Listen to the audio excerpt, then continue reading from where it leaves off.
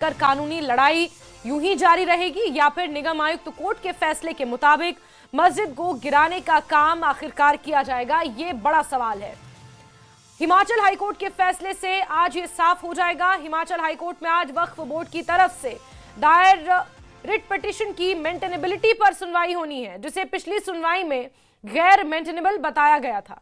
नगर निगम आयुक्त की कोर्ट ने 3 मई को मस्जिद को पूरी तरह से अवैध घोषित कर उसे तोड़ने का आदेश दिया था। फिर 30 अक्टूबर 2025 को जिला अदालत ने निगम आयुक्त कोर्ट का फैसला बरकरार रखते हुए 30 दिसंबर तक ढांचा हटाने का आदेश दिया है, जिसके बाद वक्फ बोर्ड की तरफ से हाईकोर्ट में रिट पिटीशन दायर की गई है, जिसकी मेंटेनेबिलिटी पर सुनवाई होनी है। या तो हाईकोर्ट याचिका को सुनने लायक मानकर आगे की सुनवाई करेगा या फिर याचिका खारिज कर निचली अदालत के फैसले को बरकरार रख सकता है। इन दोनों में से कुछ एक आज होगा और इस पर सभी की निगाहें टिकी हुई हैं। यही वजह है कि आज ये मामला बेहद महत्वपूर्ण है और हर जगह चर्चा का विषय है। 2 तस्वीरें आपको दिखा रहे हैं। पहली ये वो संजौली मस्जिद जिसे कोर्ट ने अवैध करार दिया है, ये 4 मंजिला ढांचा, इसे अवैध करार दिया जा चुका है। तो वहीं संघर्ष समितियां भी और हिंदू संगठन भी धरने पर बैठे हुए हैं। साथ ही साथ आपको बता दें कि संजौली मस्जिद की कानूनी लड़ाई किस तरह से लड़ी जा रही है,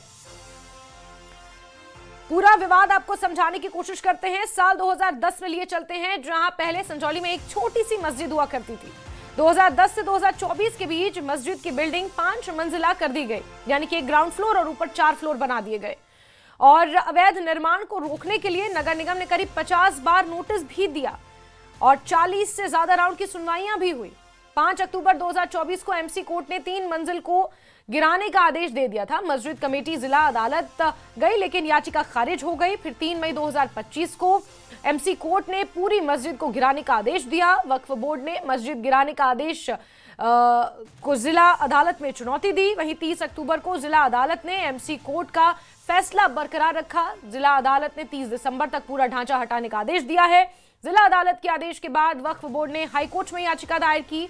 हाईकोर्ट वक्फ बोर्ड की याचिका की मेंटेनेबिलिटी पर आज सुनवाई करेगा कि ये याचिका सुनने लायक है या नहीं। अगर हाईकोर्ट कोई भी निर्णय लेता है उसमें 2 आउटकम हो सकते हैं। एक, या तो निचली अदालत के फैसले को एज इट इज बरकरार रखे और या फिर ये जो रिट पिटीशन वक्फ बोर्ड द्वारा दायर की गई है, ये इसकी मेंटेनेबिलिटी को देखते हुए इस पर कोई निर्णय ले। और क्योंकि ये मुकदमा, ये मामला कोर्ट में लंबित है, सब जुडिस है, इसलिए इस पर बहुत ज्यादा टिप्पणी नहीं की जा सकती। लेकिन अगर यहां पर माहौल की बात की जाए तो माहौल तनावपूर्ण है। बीते साल जिस तरह से सितंबर के महीने में हमने प्रदर्शन देखा था संजौली में, वो हिमाचल प्रदेश के इतिहास में पहली बार इस तरह का प्रदर्शन देखने को मिला था, जब संजौली के बाशिंदे और साथ ही साथ कई हिंदू संगठन और देवभूमि संघर्ष समिति के कार्यकर्ता सड़कों पर उतरे थे। वाटर कैनन का इस्तेमाल करना पड़ा। और चलिए सीधे रुक करते हैं, हमारे सहयोगी कपिल ठाकुर का शिमला से जुड़ चुके हैं हमारे साथ। कपिल, जरा बताएं, ये आज का जो मामला, आज जो रेट पिटीशन पर उसकी मेंटेनेबिलिटी पर सुनवाई होनी है, वे कितनी महत्वपूर्ण है और इसको लेकर क्या संजौली में किसी तरह की कोई सुरक्षा बरती जा रही है? देवभूमि संघर्ष समिति वगैरह का इस पे क्या कहना है? देखिए, आज का दिन जो संजौली मस्जिद विवाद को लेकर है वो बेहद अहम है, और अहम इसलिए है क्योंकि पहले जो नगर निगम आयुक्त कोर्ट है और जिला अदालत द्वारा जो इस पूरे ढांचे को अवैध बताया गया है, लेकिन वक्फ बोर्ड द्वारा जो है अब हाई कोर्ट में रिट पिटीशन जो है दायर की गई है और आज उस पर जो है वो मेंटेनेबिलिटी को लेकर जो है यहाँ पर सुनवाई होनी है। और यदि जो है वो हाई कोर्ट द्वारा इस पर मेंटेनेबिलिटी को लेकर कोई जो है यहाँ पर इस जो मामले को है वो सुना जाता है तो फिर ये कार्रवाई जो है आगे बढ़ेगी। अन्यथा यदि जो है पहले के जो फैसले जिला अदालत या फिर नगर निगम आयुक्त कोर्ट के फैसले को बरकरार रखता है तो फिर ये मस्जिद जो है वो गिराई जाएगी या फिर सुप्रीम कोर्ट जो है फिर उसके बाद वक्फ बोर्ड के पास जो रास्ता होगा। और यदि देवभूमि संघर्ष समिति की बात की जाए तो उन्होंने पहले ही 12वें दिन जो अपना अनशन है वो समाप्त कर लिया है, और समाप्त भी इसलिए किया गया है क्योंकि जब हाईकोर्ट में ये मैटर चला गया है तो फिर उसके बाद जो है इस तरीके के जो अनशन या फिर प्रदर्शन करना जो है वो देवभूमि संघर्ष समिति ने सही नहीं समझा कि कहीं ना कहीं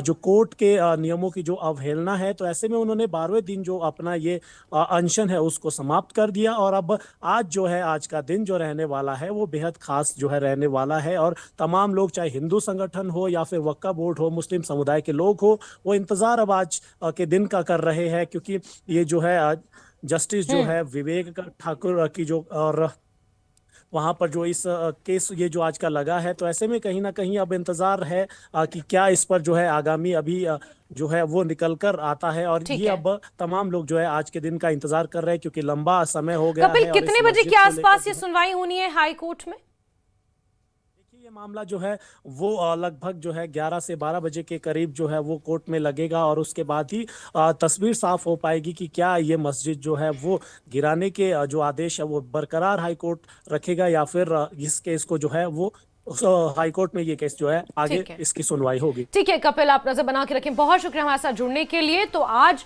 जो रिट पिटिशन वक्फ बोर्ड के द्वारा दायर की गई है उस पर, उसकी मेंटेनेबिलिटी पर सुनवाई होनी है कि वो रिट पिटिशन, वो पिटिशन सुनने लायक है या नहीं। कोर्ट इस पर निर्णय लेगा और इसके इतर 11 से 12 बजे के बीच का समय निर्धारित किया गया है। उस वक्त कोर्ट में ये मामला लगा है और 11 से 12 बजे के बीच इस पर कोई निर्णय हाईकोर्ट द्वारा लिया जा सकता है।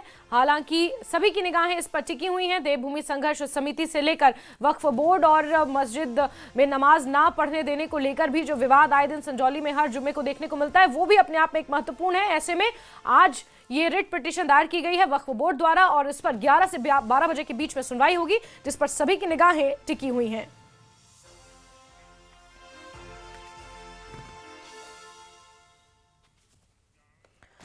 चलिए आगे बढ़ते हैं और बात बिलासपुर